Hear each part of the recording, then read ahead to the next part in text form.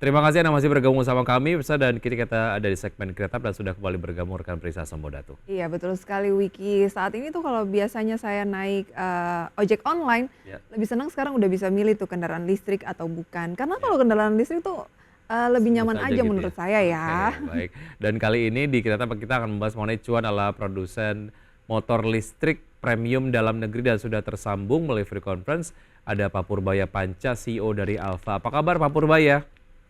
Kabar baik, Mas. Terima Baik. kasih sudah Thank you mengundang saya. sudah join ya. Kita mau tahu dong lebih jauh seperti apa sih market motor listrik premium saat ini? Kalau Alfa ini memang khusus premium kah atau bagaimana? Oke, kalau kita cerita Alfa ini memang untuk di awal-awalnya itu kita memfokuskan di sektor premium. Kenapa ini kita lakukan?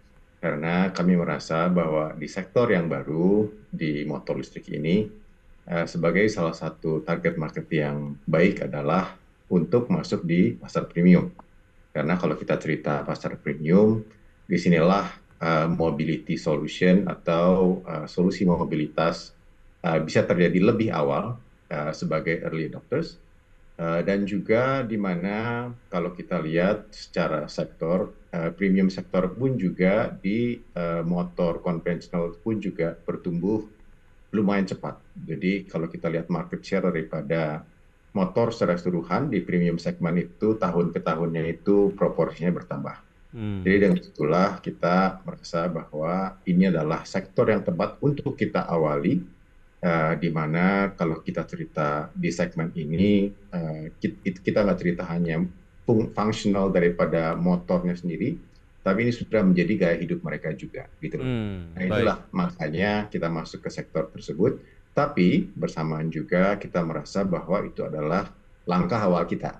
Ke depannya tentunya kita ingin masuk ke sektor yang lain, ke segmen yang lain, dan dengan itulah sebenarnya di beberapa waktu berjalan dengan cepat ya. Jadi di bulan Juli di Gias kita itu sebenarnya sudah meluncurkan produk kita yang di medium segmen, yaitu namanya Alpha Entry. Seperti itu. Oke. Kalau tidak salah juga ada varian dari Alfa sendiri yang harganya 11 jutaan kalau tidak salah ya, Pak Purbaya ya? Betul, Oke. betul, betul. Ini yang Jadi kalau ya. kita lihat dengan subsidi dan lain-lainnya, angka itu bisa belasan juta. Baik, kita bicara spesifik mengenai market premium, apa sih yang menarik dari segmen market ini? Karena kan kalau bicara mengenai kuantitinya yang kemudian agak lebih banyak begitu ya permintaannya dan juga masyarakatnya ataupun marketnya ya ada di segmen menengah dan juga ke bawah begitu. Tapi kemudian Anda melihat segmen premium begitu ya. Apa yang menarik dari segmen ini? Selain growth-nya tadi Anda sampaikan ada growth yang menarik. Ya, kita melihat ini adalah sektor yang baru, motor listrik. Berarti ada juga unsur-unsur edukasi yang kita harus lakukan ke masyarakat. Dan kita percaya bahwa di sektor inilah edukasi itu bisa terjadi, dan juga kita berharap bahwa sebagai motor premium di Indonesia, kita juga bisa menjadi trendsetter. Dan trendsetter inilah yang menurut kami akan juga memberikan influence atau pengaruh kepada konsumen-konsumen yang lain bahwa motor listrik itu bisa diterima di masyarakat dan juga mempunyai keunggulan yang mungkin lain sifatnya dibandingkan dengan konvensional. Jadi salah satunya itu tentunya hal-hal yang berhubungan dengan IoT atau Internet of Things yang kita bungkus di dalam konteks aplikasi daripada Alfa itu sendiri, yaitu My Alfa App yang tersedia untuk semua konsumer Alfa. Dan ini tentunya hal-hal yang sangat menarik menurut saya karena ini tidak bisa ditemukan di motor konvensional karena ini itulah keunggulan daripada motor listrik secara keseluruhan, karena banyak sekali fitur-fitur daripada app ini yang tentunya bisa memudahkan dan memberikan kelebihan buat konsumen-konsumen kita. Baik. Itu hal-hal yang sangat penting. Nah, itu hal yang penting yang Anda katakan tidak ditemui di produsen motor konvensional gitu ya. Tapi kalau dibandingkan dengan motor listrik yang lain, value yang ditawarkan Alfa juga terkait dengan teknologi canggih tadi atau ada hal yang lain? Kurang lebih kalau kita cerita foundation-nya, tentunya itu bisa dilakukan. Tinggal Mhm. sekarang pertanyaannya kalau kita bandingkan dengan peers kita Mhm. di motor listrik, apakah itu menjadi fokus mereka apa tidak, gitu ya.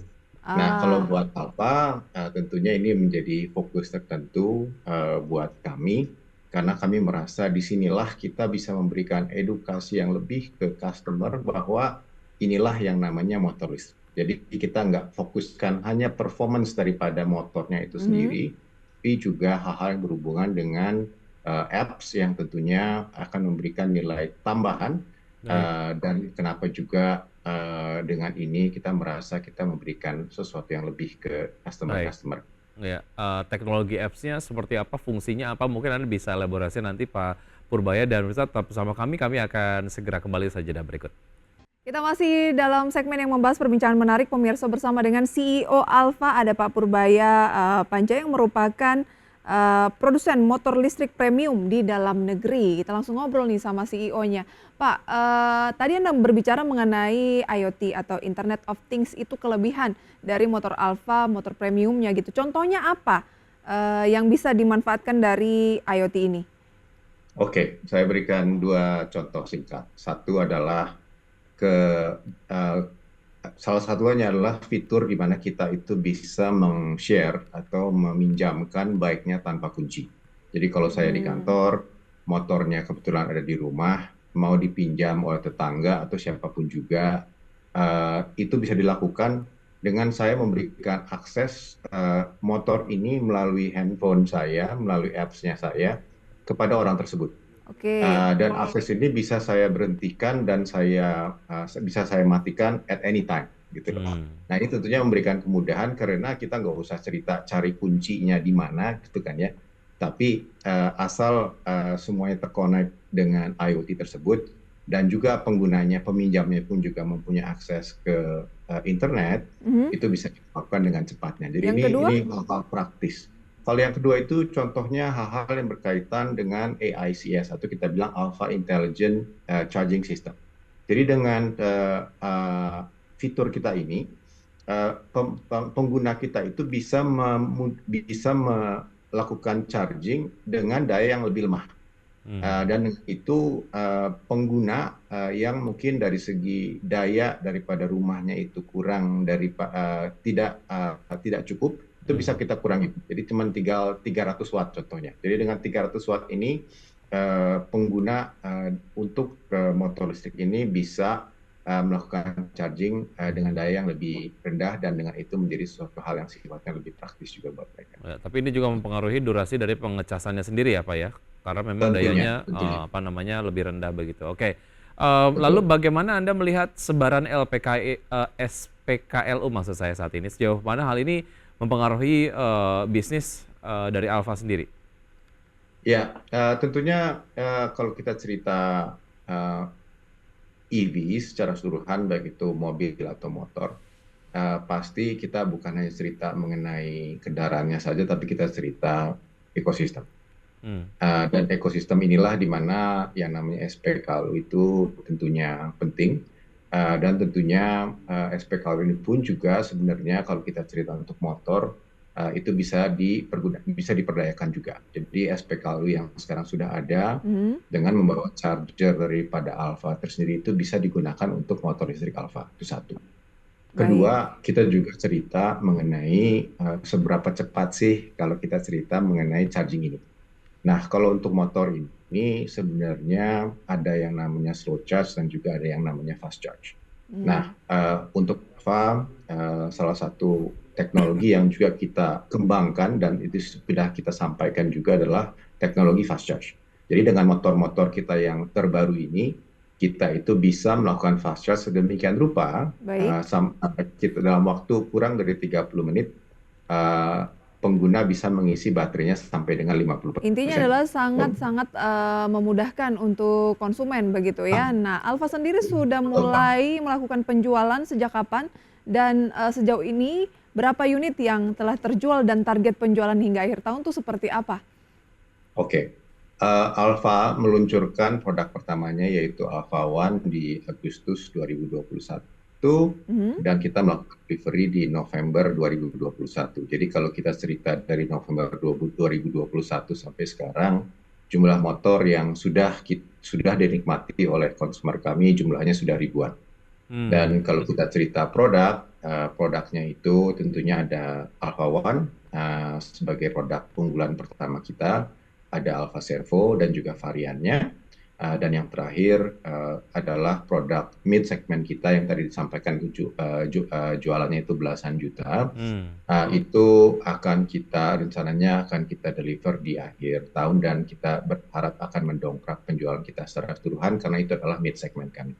Baik, market di luar Indonesia juga ini kabarnya akan digarap juga ya, singkat saja Pak Purbaya. Ya, betul. Jadi kalau kita lihat produk kita senang banget bahwa pada saat kita meluncurkan Servo contohnya, ternyata produk kita itu mendapat tanggapan yang baik di negara-negara tetangga kita contohnya. Jadi Baik. kita bahwa ini adalah sesuatu yang juga bisa dinikmati di negara tetangga dan sudah ada langkah-langkah konkret yang kita lakukan untuk itu, terutama di Amin. Malaysia. Pak, ini kan berarti Anda menyasar lebih banyak ke premium. Segmen umurnya seperti apa? Singkat saja. Kalau kita cerita umur, mungkin umurnya sangat range-nya sangat besar. Jadi sebenarnya lebih di mindset di mana kita lebih mengarah ke early adopter sebenarnya. Jadi umurnya bisa dari Oke.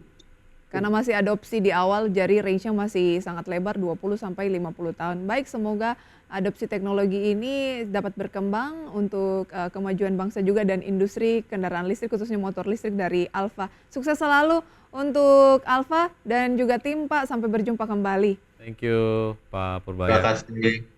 Baik, dan pemirsa kita akan update terlebih dahulu pergerakan dari IHSG di pukul 9 lebih 28 menit waktu Indonesia bagian Barat seperti Anda dapat saksikan di layar televisi. Ya pemirsa, indeks harga saham gabungan terpantau masih bergerak di teritori positif dengan penguatan cukup signifikan 0,8%, kembali ke 7.700, tepatnya 7.742, naik 61 poin saat ini dengan nilai tukar rupiah terhadap dolar Amerika Serikat kian menguat di 15.374. Ya, saham-saham berbasis perbankan nampaknya menjadi saham-saham yang masuk dalam jajaran top gainers. Ada BBNI, BBRI, BMRI, kemudian juga ada AMMN, Brand, LC, PTRO, ISAT, AALI, dan top losers ada Asri, Esatware, Kepik, Homi, TCPI, MGRO, CMNT, JTP, dan ASPI. Itu dia pemirsa deretan saham-saham yang menjadi gainers dipimpin oleh sektor keuangan lagi-lagi ya. Dan pemirsa, sudah 90 menit kami menemani Anda dalam Power Breakfast. Ya, semoga pembahasan hari ini menjadi referensi dan sumber informasi untuk Anda. Tetap perbarui informasi Anda hanya di IDX Channel, your trustworthy and comprehensive investment reference. Jangan lupa untuk menyaksikan program Market Review yang akan tayang pada pukul 10 waktu Indonesia bagian Barat. Ya, karena urusan masa depan harus terdepan, aku investor saham. Saya Prisa Sembodatu. Saya Wiki Adrian. Sampai jumpa.